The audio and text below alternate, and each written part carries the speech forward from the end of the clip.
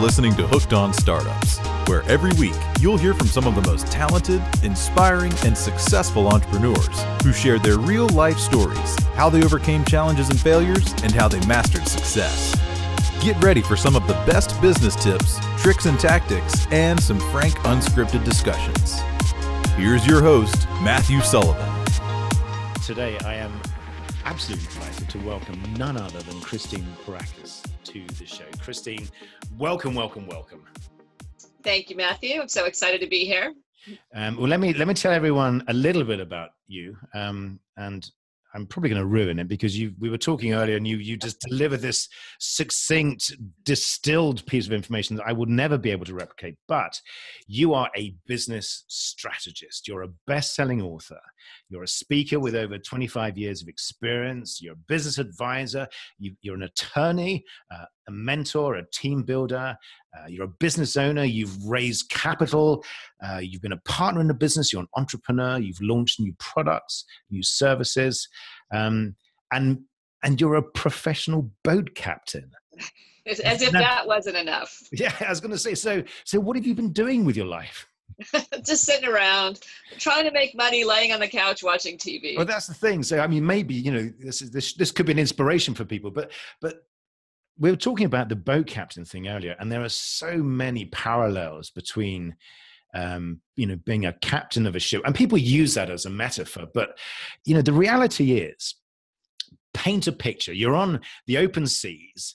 The storm's welling up because your license is up to 100-ton vessel. So, we're talking big stuff. It's about a 100-foot vessel. So this is not a little sort of rowing boat on your local pond. So when things start going wrong, presumably you can't just, check out and go for a coffee somewhere. You're kind of in it. You can't call the repairman when you're offshore. That's for sure. I have been, done thousands of miles offshore, and it's so exciting to be dazed from land and people on the one hand, but on the other, you're responsible for the lives of your crew, the vessel safety, and getting there, wherever there is. So you really have to, what I say is plan, prepare, and provision for any journey. So leaving the dock, starting a business, it's all the same. I've got checklists for when I leave my dock just to go on for a day sail. And, I get teased by some of my friends who are on board saying, Christine, we spend less time preparing to go to race to Hawaii, a 2,000-mile race as opposed to a day sail. But, it's the safety of my home and vessel and my people that are important to me. And I think that's so similar. There are so many parallels with business life because as an entrepreneur, I guess your clients, who are your clients? Who are is there like an average client, or are they all over the sort of spectrum, as it were? Well, it's funny because in the sense they kind of are, because I work with people who are millennials all the way up to very seasoned professionals who are making a career transition. But what they have in common is that they're usually creative visionaries. They're entrepreneurs at heart. I mean, I spent 25 years as an entertainment attorney and left all that to start, grow, and expand 10 businesses in my lifetime. So, yes. And I've still got a few good years left. So we might get to 15 or 20 before I'm dead. But that's the idea, is that these are people with a vision, and they have achieved some successes in their past. They have a track record. Maybe they're going into something new, or maybe they want to take what they have and create more with that. I've done that as well. And so their appetites are big, and they recognize quite consistently that the value of having support for that is, immeasurable, because none of us do these things on our own. I didn't get to any of those accomplishments you cited by myself. Yes, I had to do the heavy lifting, but I had a lot of support, and it's kind of my thing. I want to be that support for my entrepreneurial clients and colleagues and partners, and I recognize the value of that for myself and how I've been able to achieve because of that. But I'm an entrepreneur, and I don't need help because I know everything. And well, you're the lucky one. No. But Christine, get out of my way. You're going to hold me back because this is my vision, and and do you find, is that so? Again, the metaphor. So I can drive this boat? How hard can it be? And then presumably I get out into the waters and I start thinking, oh my God, is that where you come in? Well, I mean, think about it. Do you know any world-class anybody who doesn't have a coach in their corner? I mean, I don't like to use the word coach because it feels limiting to my skill set and background. So I call myself a professional navigator, but it's kind of the same thing. Who's in your corner, right? And so can you get to the world-classness that you are destined for, that you see for yourself on your own, thinking you can do it all? Because, you know, what's going to happen is you don't have any time for your family, your finances are stretched, you're not meeting your goals, you can't figure out what the thing is that's not clicking because your market target is so well defined, but it's not landing, your marketing's not landing. So there's a whole bunch of different ways that things can go wrong or can challenge you. And if you recognize, any of us, we recognize that we don't know all of it. We don't know all there is to know. And we also can't see our own eyebrows. So if you're trying to get that view, you're going to fail, right? You're never going to be able to do that. So having somebody just who's been there, who knows the road you're on, who knows what lies ahead for you and has navigated those traps a million times for clients and partners and on their own, that's the kind of person you want in your corner. And again, you know, it's a resonance, right? No, that's exactly it. But the great thing is, I suppose, is that it's at the point that you realize that you actually need this type of assistance, or that you're too late. Well, I don't know. Is it too late, or is that a sign of someone who's actually smarter than your average bear, as it were? When people realize, hang on, you know, I've reached the end of my ability in this particular area. I've still got this vision, but you know, I'm struggling to think, how do I get over this hump? How do I get to the next stage? Well, there's a spectrum, right? And so at different ends of the spectrum, I find that, you know, maybe I tend to gravitate towards startups a little bit more, because at that point we're all hopeful and excited and enthusiastic and everything is possible. And I know I'm going to raise money and I know this is going to be a huge hit. And you have all the belief systems and the optimism in place and the enthusiasm for it and the energy is there. So that's a ton of fun, right? And, you know, usually if you're going to venture out into a startup, you must have achieved something to think you can do this thing, right? Exactly. As opposed to being desperately needing something to do. And so that's one end of the spectrum. And I tend to work with a lot of startups, and I've been involved in a lot of startups. And then along as the continuum goes and you get yourself launched and you're in business and you're struggling to get from where you are to the next level, whatever that is, and that's such a cliche, but it's also true at the same time, people end up getting stuck with what Napoleon Hill called 3 feet from gold. So it comes from an old story about a gold miner who spent years and years digging for gold and was sure he's going to find it, and then just finally gives up, sells his lot, and goes away. And the buyer is 3 feet away and discovers all the gold that he was, you know, because he couldn't stay with it. So that's the other pathway and intersection where we tend to find each other, my clients and myself. How do I get to that thing? Hopefully not when they've lost all hope. And then the other end of that spectrum is when, you know, the next piece is the growth phase, right? And with my last business, we took it from 100% equity funding as a startup to a $10 million a year business in 4 years. Wow, so the growth, we were on that growth continuum so steeply. So we had to manage, you know, how to build our resources, build our team, not tax them, not hire for the highs.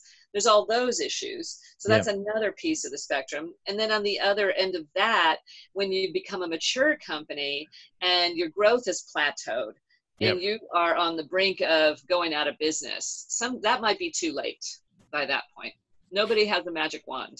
No, you're right. And I think one of the key things that you mentioned, because the book that is now a bestseller, I think one of the key elements that you talk about there is this concept of mindset, this pure dogged determination and these characteristics. And it must be so valuable for someone at the beginning of a business, doesn't matter how many businesses they've done, to have this third party, this sort of different perspective. And how do you change people's mindsets, or do you just make them more aware of who they are? It's really a process. And I do this in my workshops.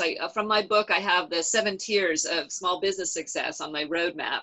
And what we talk about is the self-concept.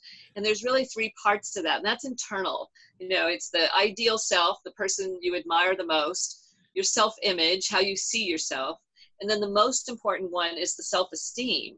So that's formed when we're very young, and how we were loved and how we were criticized and rewarded. And, you know, a lot of us of a certain age, especially, you know, that maybe not be so true for millennials, because they're loved just for who they are. And that wasn't how I was raised. But we're dealing with our self-esteem issues, right? Yes. And so we have to become self-aware and Yeah. get on the path for that and take responsibility. And how do we do that? The most important thing, and Napoleon Hill and Andrew Carnegie conducted a study years and years ago. They interviewed thousands of people, and, you know, Andrew Carnegie was richer than Bill Gates and, you know, whoever combined. I mean, they were just the richest people in the world. And they interviewed people that were successful, thousands of them, and they had three characteristics that were common among all of these successful people, and that was skills, knowledge, and attitude. And attitude made up 85% of their success. So if you recognize that, and how do we adjust our attitudes? With our thoughts.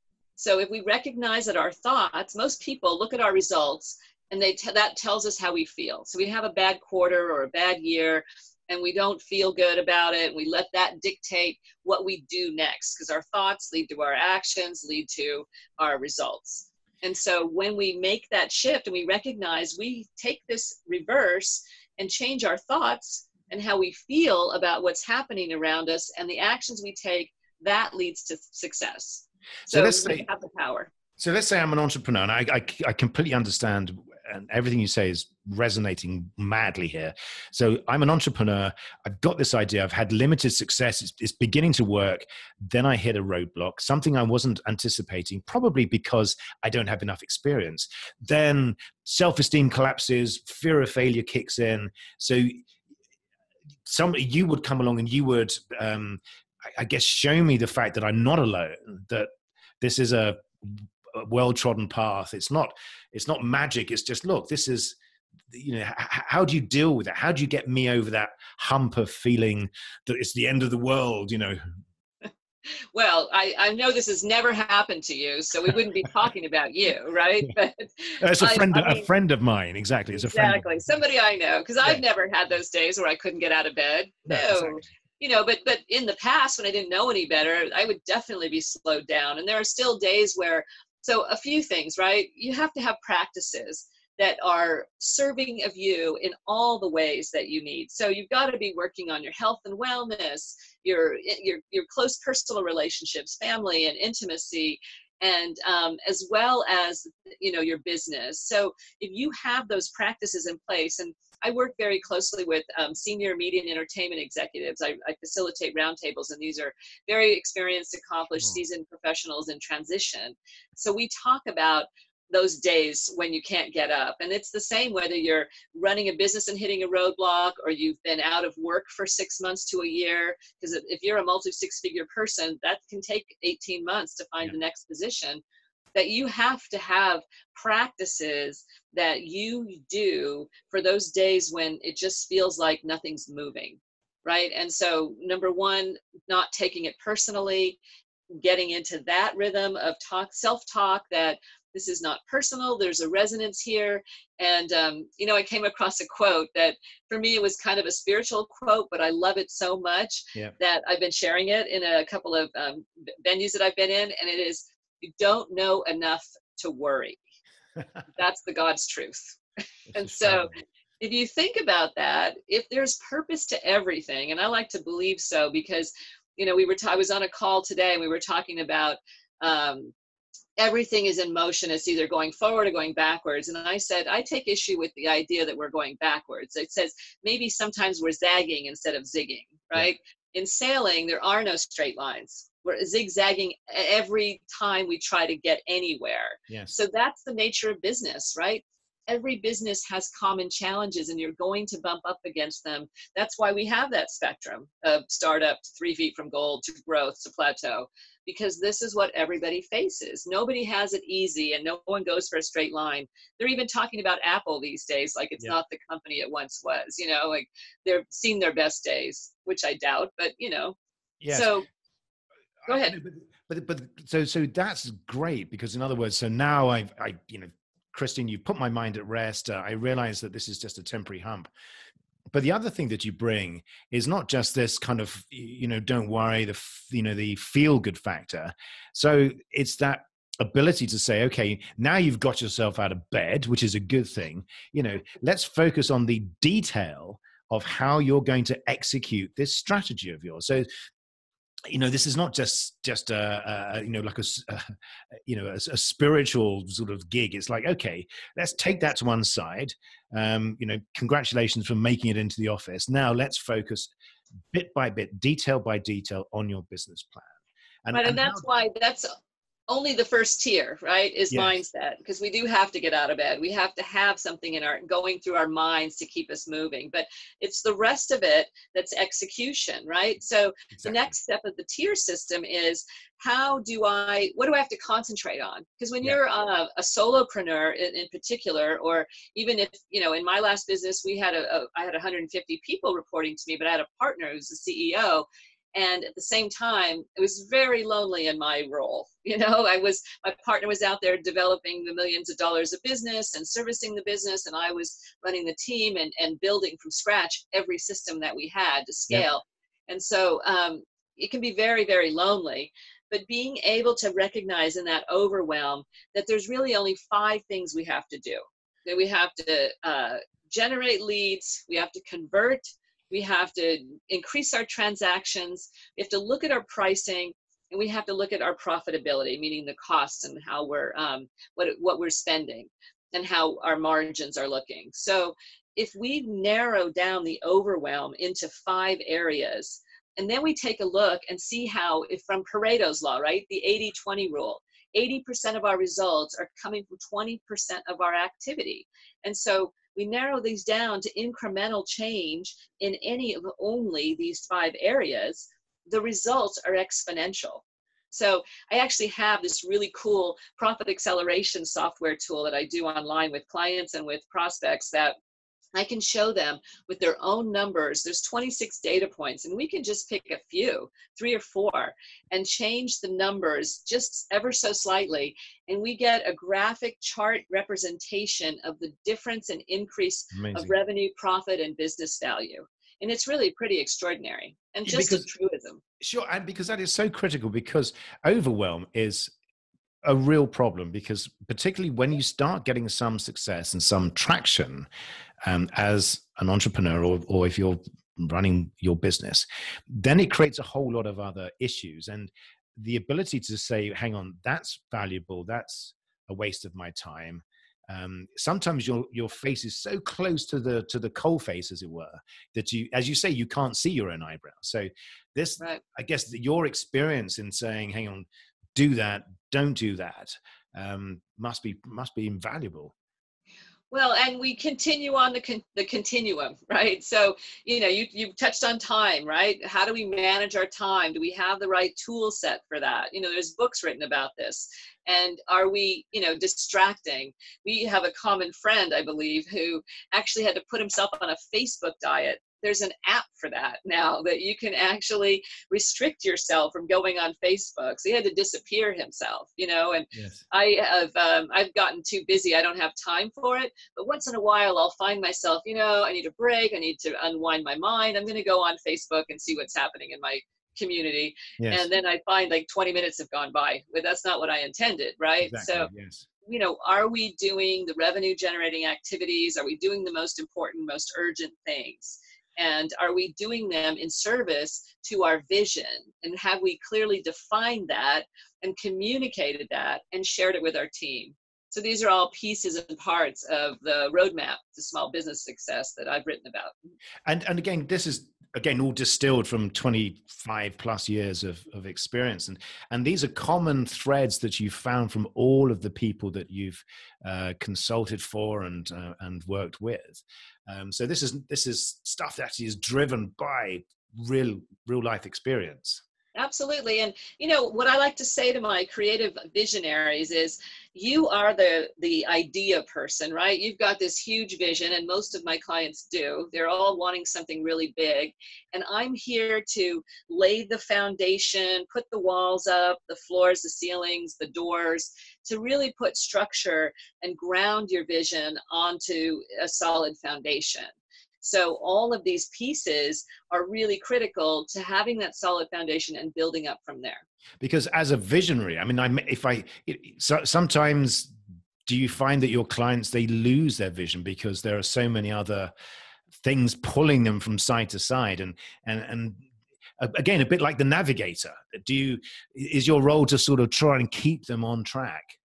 Well, it is, yes. And on the one hand, on the other hand, I actually know moderately successful business people who've launched their businesses without a business plan, and many people do. They have it in their gut. If they can put the pieces together, and some people can just by self-funding, or, they've got family and friends, they've got means, they've got credit cards, whatever it takes, and they launch themselves because they see it and it's all in their head, that they don't ever clearly define their vision.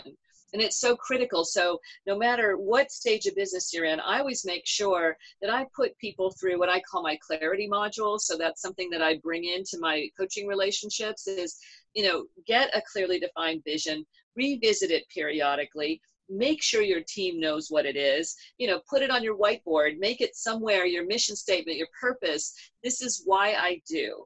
Because if you don't really understand your core values and what drives you, if you're really, putting something together that's all about the money, but in fact, it's causing harm in the world, you're a drug dealer, or you're putting out some food that's really bad for you, or something that is harmful, it's going to get to you if it goes against your core values, if that's important to you. It's not for everybody.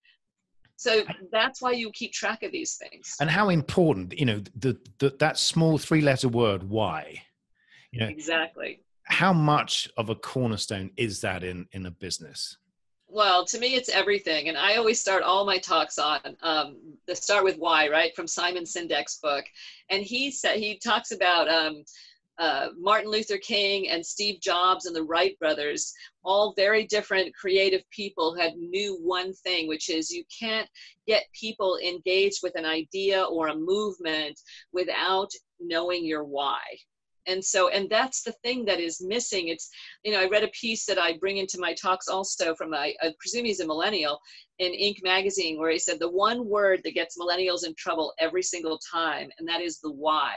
Because at a certain age or a certain level of accomplishment, we stopped asking. We may never have been conditioned to ask because we had to just get to work and start making money and pay the mortgage and, put the kids through school and all of that. So we didn't give ourselves the luxury, and we don't take the time to do it. But the young people are there to teach us because they want to know why every time. Why are you asking me that? Why are you doing it this way? Why does it have to be done this way? And there's nothing nefarious going on, but it can rankle you if you're not asking, or somebody seems like they're questioning your methods and something that you've been doing for 30 or 40 years, that suddenly you never gave yourself permission to. It brings that gap. It makes it go wider. And I've been in these rooms with senior people and, recognizing that I don't want to be asked. I don't want to be questioned. Just do as I say. Exactly. But we are being taught to ask why and to know our why every step of the way. But does that also give us more insight into our target market? So your ability to ask the entrepreneur, do you know what your why is? Does that then lead you on to say, do you know what your target market is? And absolutely. It's the next tier of my system is defining that, because, until you really understand who you're here to serve, right? And for most of us, it's ourselves, right? There isn't a great idea out there that didn't come from within, the Airbnb guys. They wanted to find a place to stay, and they needed money, and they were in San Francisco where there's no places that are affordable. Oh, we got an air mattress in the closet. Let's pull that out, right? It comes from within. The people we're meant to serve are generally us. But we Yes. got to be able to get outside of ourselves and see it. So we've got to know who are the others like us, because we're the ones we're going to message, and they're going to hear it, and they're going to need and want what we have to offer because they know us, because they are us. And do you find that the strategy and the system that you bring it, the importance of having systems, structure in something which is very creative? I mean, is that something that is embraced by your clients? Well, that's why they have me, right? Because I'm Yes. about that, right? And I'm there to nurture and support the creativity, right? Because we don't want to squelch that. My business partners are full of ideas. And, sometimes it can feel to the detriment of the team, the finances, my own energy level for it. I want to support. I don't want to be the mommy who says no, and that's not even my job to do. It's really to underscore consequence. So if we do this now, here's what will happen. Here's what can happen. Here's the way we shore up against that, right? Yes. If we set sail during the hurricane, the chances are we could lose our rig, right? We might die in the process, or we might just lose the rig and be floating at sea for a while, which is what business can feel like without a good navigator and without the provision and the tools you need. So, so being able to both harness the creative energy and not squelch it is a fine balance that I feel like I have honed over the years, and I'm only getting better at it. No, that's the thing, and again, I completely subscribe to this. I think it's absolutely critical that you give structure, that you allow creativity to be the flesh that clothes the bones of the business. But and so I'm an entrepreneur, and I'm saying, Christine, I want to be a billionaire. And so which I guess it's a great goal. Yeah. It's a great goal. And, what we say about goals, right? The SMART goals, they have to be, clearly defined, measurable, realistic, time bound. We want to make sure that if we're at the less than 6-figure range, that being a billionaire within the next year is maybe a little unrealistic, because your mind can't get to work on that. Yes. Right? I'll give you an example of a goal that was both smart and so achievable that it was accomplished way ahead of schedule. And I hear stories of this over and over again. And about a year and a half ago, I started putting them. I write my goals down every day. Yep. And I even repeat. And so a year and a half ago, I said, I'm going to write a book. I'm going to start my book by the end of 2016, and I'm going to have it out on the market. Oh, actually, I was going to get a ghostwriter, I think, because I didn't really want to do the writing. and I'm going to have it on the market within a year by 2017, the end of 2017. So we're 6 months into the year. I got my book out at the end of 16, and it became a bestseller within a day and a half. Wow. And so that was a good year ahead of schedule, and I actually never found my ghostwriter. So, I had to do it. Yeah, but I believe the book it was published by, you were picked up by a firm, weren't you? Yes, a small publishing house. Yes, and I did the marketing for it, Yes. with the help of our great community, and Yes. getting some great tips for how to do that. So yeah, I was very well supported in that, because again, as I said, that's what I'm all about. But it is wonderful to see if you commit to something and you get your mind working on it, and then suddenly the resources come in. I was determined to get this book out. I had a vision for it. I wanted it to be a bestseller because that adds a little something to it.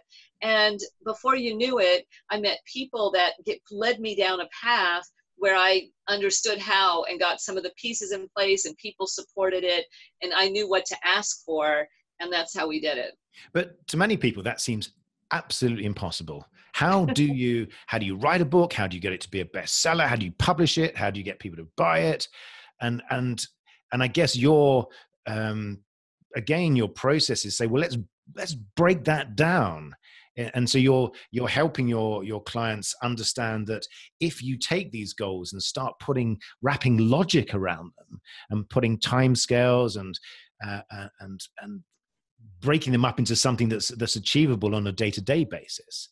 And that must be hugely valuable for people that want to achieve sales targets or growth, but don't know how they're going to get there. Right, because you can't, when I got started with my book, and even as I was finishing it, I didn't say, I'm going to write a bestseller, right? Because that would have frozen me into inertia. I would not have been able to get started. I wouldn't have been able to finish. And, having now a book out, it is shocking to me how many people that are hugely successful, far more well-known than I am, who don't have books yet. Yes. You know that inside them there's a book, but they just haven't gotten to it, or they're not finished, or it's in the closet. And, there's all these reasons. And I, for all these years, thought I had a book too, and just never got it done.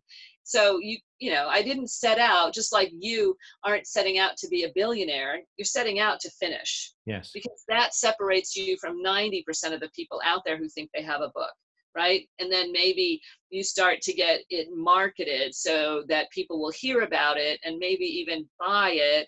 And then, now you're a bestseller. So you're marketing your book and it's out there, and that separates you from the 9 of the last 10%. And then you become a bestseller, and you've done it. But it's a journey. And again, the great thing is that you're teaching people how to do it from the position of having done it. Well, that helps, right? Yeah. So it's not just theory. But how do you find the time? How do you manage your time? How do you, with all these things that you're doing, with the businesses that you're growing, do you have a time machine? I'm just asking. Don't I wish, right? Well, I have learned over the years, because I have worked day and night, and I don't believe that there's really any shortcuts to getting, where we want to go without having to put in the time. And I have had jobs and businesses, and by jobs I mean businesses, where I've worked 24/7. I've been on call at funerals and on vacations and, all of that. And what I've learned in that process is that I was letting things suffer when I couldn't go to a meal and not have my phone handy and be ready to respond to an emergency. That wasn't right for me. I didn't want to sacrifice the balance of family life or exercise and wellness and other things for that. And so it's being able to get on top of what is most urgent and important, what is important but maybe not urgent, like family time or exercise time, what is not urgent, not important at the other end, and what maybe feels like it's urgent but it's not really important, like emails. So in this bottom half of this quadrant, which I bring into my workshops when I do them, the urgent, not important, got to get rid of it. Facebook, social media, that's playtime, it's not putting ads out or actually promoting our business in some fashion. So, the things that watching television quite often that isn't like the 20 minutes of falling asleep time or whatever it is, how you use it, that's got to get off the schedule, right? In order to have more time. And then, the stuff that we consider urgent, sometimes it's picking up the phone, right? Although people aren't using phone calls as much, but responding to emails and text messages. They actually do studies now that, texting is the new marketing device that people are starting to experiment with, and Facebook private messages, because those are getting responses. Yes. So we're now being conditioned. First, we were picking up the phone. Then we were typing our emails and responding to those for hours and hours as a distraction to growing our business. And now we're taking our text messages and answering Facebook private messages. And all of these things keep us from working on our business and in our business, which are the two things we need to be doing as entrepreneurs. And I guess that's very similar to what you were saying at the beginning when we were talking about businesses where the principles react to results. So in other words, you're constantly reacting to this flow of messaging. So you teach people how to turn the tables, as it were, and become the master of messaging. And is that one of the, I think that's one of the tiers, that's one of the key elements of your 7-tier program. Yeah, because once you've gotten to that point where you can scale, what happens is you sacrifice, right? We've got our vision, we got our mindset, we focus on the 5-step profit formula, we've got our target market, we're making conversions, all of those things in place, we're clearly got our vision on track, and now we have no time. Our families are suffering, our personal relationships, our health and wellness, we're gaining weight, or we're not eating well, we're not exercising and getting out in the air, we're spending too much time in front of a screen. So all of these things are critical to actually having the success that feels good, right? It's not just measured by a bank account, because at the end of the day, that's an empty goal. for most of us. And so really understanding that you get rid of the bottom half of that quadrant of how we spend our time, and knowing that what's important is to make sure, I became a morning person because I resisted it for years. And the truth is I have too much to do, but I am not going to sacrifice getting up and swimming every day. That's my crack, So I get out there no matter what time that means. Luckily in Southern California, it's easier because we have warmer weather. Yes. But I make sure that I don't sacrifice that hour of my day, no matter what my schedule is. And I don't control my calendar so much because I got links out and other people can schedule me. So I don't know necessarily what's going to be taken away from me. So I have to be vigilant about the time I'm keeping to myself. So those are blocked out times. And it's the same with family. Being with your children, watching your children grow, those are really important things. And they're the first things to get sacrificed because you're so busy. Yeah. And the truth is there's a lot more time in our schedule and in our lives than we realize because we don't have good time management practices. And I guess everyone thinks that they're different, but so you might have someone who's working on the cure for cancer, for example, who's this, rocket scientist with a brain the size of a small planet. But still, you're able to say, look, if you make these tweaks here and change that and do this, then suddenly your life will be completely different. Is that these are the sort of changes you can make? Well, that's, on the one hand, absolutely. And on the other hand, what we need to understand about ourselves and our clients, if we're working with somebody, is what really drives them. What is the ultimate in the diamond map of their lives? What's a perfect 10? Because some people are just driven by their work and they don't care about the sacrifices they're making. They may not have families, but if you do have a family and you're driven by your work, then just know that you've sacrificed them. And is that the way you want to be remembered? Is that the legacy that you want to leave? So underscoring that, identifying and taking responsibility for that is the job that I feel I have to facilitate. Because yes, it may be very important work curing cancer, and it may require a solid 10, 12, 16-hour day, but know that that's being done to the sacrifice of your health and wellness, of your family life, potentially other opportunities, and so on. Which again, using the sailing metaphor, is me as the entrepreneur, the captain, the CEO, basically heading for rocks. Right. You as a navigator saying, you may be adding an extra few knots or whatever, but it ain't going to end well. Right. And is that how you want to die? Is that how you want your legacy to remain? Is that the kind of relationships you want to have with your family when your kids are grown, or to be single again, But ultimately for the business though, it's bad for the business. It's not about saying, well, I could say, well, it's okay because I'll achieve my goal. I'll be a billionaire, and I'll sacrifice everything because in that moment I'm insane to the point of being so mission focused. But what you're saying is that actually your business will be better if you do these things, if you listen to how I can help you.